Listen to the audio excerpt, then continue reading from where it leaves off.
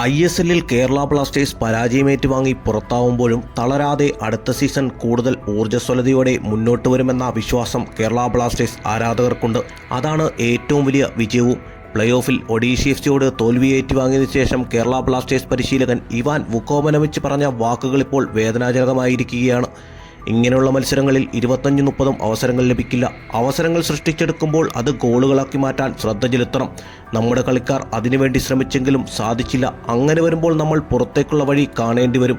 ഈ സീസൺ കഠിനമായിരുന്നു. സീസണിലുടനീളം എത്ര തവണ ടീമിനെ പൊളിച്ചു പണിതെന്ന് തനിക്കറിയില്ല. പല താരങ്ങളുടെയും പ്രകടനത്തിൽ തനിക്ക് സന്തോഷമുണ്ട്. കളിക്കാരുടെ വളർച്ചയിൽ അഭിമാനം തോന്നുന്നു. ദിമിത്രിയോസിനെ ഒരുപാട് മിസ് ചെയ്തു. പ്ലേ ഓഫിൽ പരിക്കുകൾ കൊണ്ട് അദ്ദേഹത്തിന് ഇറങ്ങാൻ സാധിച്ചിരുന്നില്ല. മത്സരത്തിൽ ഗോൾ കീപ്പർ സച്ചിൻ സുരേഷിന് പരിക്കേറ്റത് കാര്യങ്ങൾ കൂടുതൽ ദുഷ്കരമാക്കിയെന്നും ഇവാൻ പറഞ്ഞു നിർത്തി.